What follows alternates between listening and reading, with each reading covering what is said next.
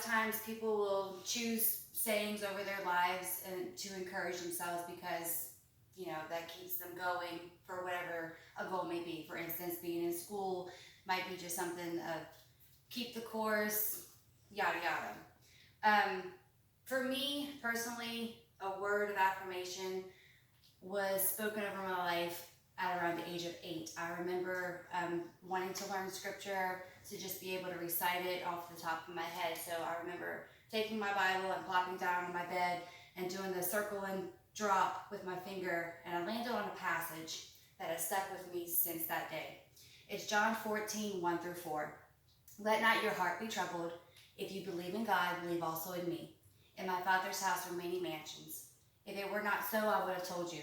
I go to prepare a place for you, and if I go and prepare a place for you, I will come again and receive you unto myself. I remember being so excited that I learned that, and it just stuck with me. I was eager to go to Sunday school and tell my Sunday school teacher about that and get Bible bucks and spend it in the treasure chest.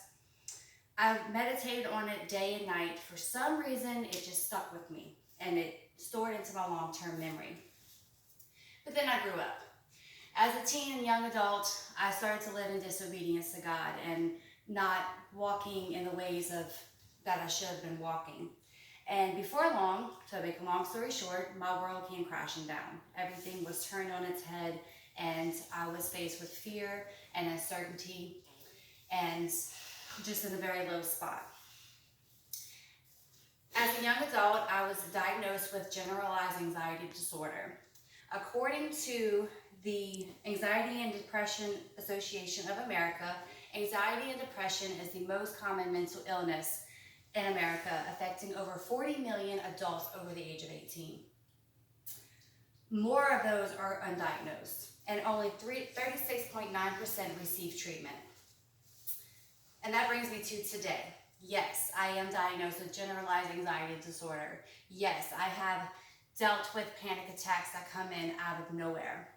But that verse, that passage comes back to my memory. Let not your heart be troubled. Do not be anxious is another way to transcribe that.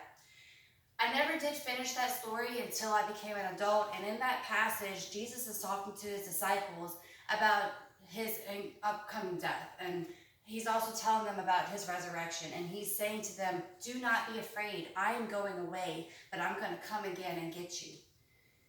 And at the end of that passage, in verse 27, he promises peace.